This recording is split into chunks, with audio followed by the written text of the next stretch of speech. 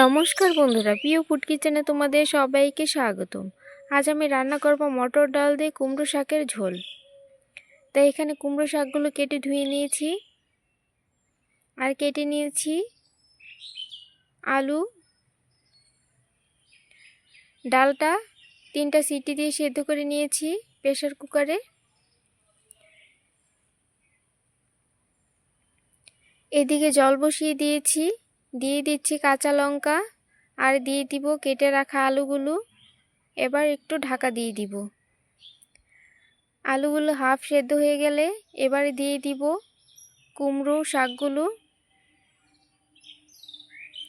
দিয়ে দিব স্বাদ মতো নুন,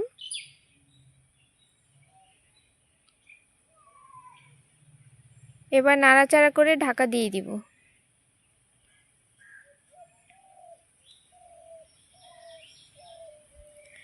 দেখো বন্ধুরা, শাকগুলো সেদ্ধ হয়ে গেছে, আলুগুলো সেদ্ধ হয়ে গেছে। এবার নামিয়ে নিব।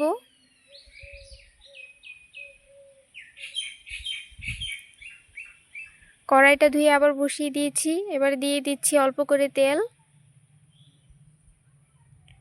দিয়ে দিব শুকনো লঙ্কা আর দিয়ে দিব পেঁয়াজ কুচি। পেঁয়াজগুলো একটু ভাজা হয়ে গেলে দিয়ে দিব রসুন কুচি। এবার ভালো করে ভেজে নিব।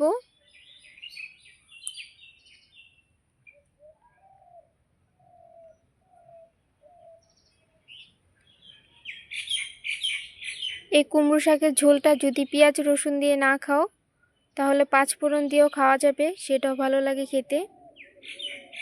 এবার দিয়ে দিব সেদ্ধ করা শাকগুলো।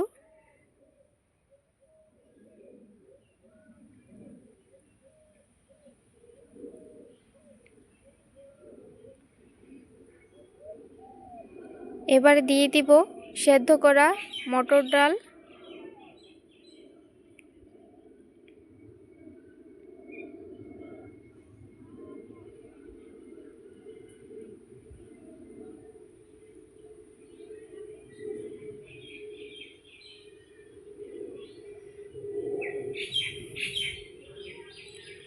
এবার দিয়ে দিব অল্প করে হলুদের গুঁড়ো,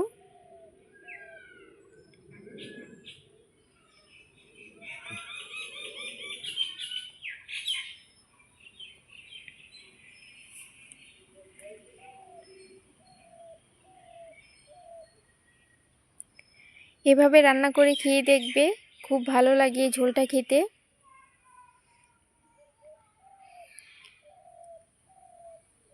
এবার দিয়ে দিব স্বাদ মতো চিনি।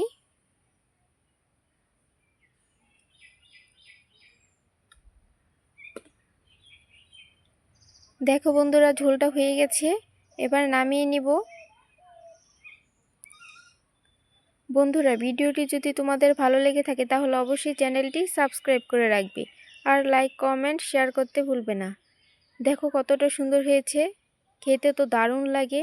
গরম গরম ভাতের সাথে সবাই পেলে খুশি হয়ে যাবে এরকম কুমড়ো শাক।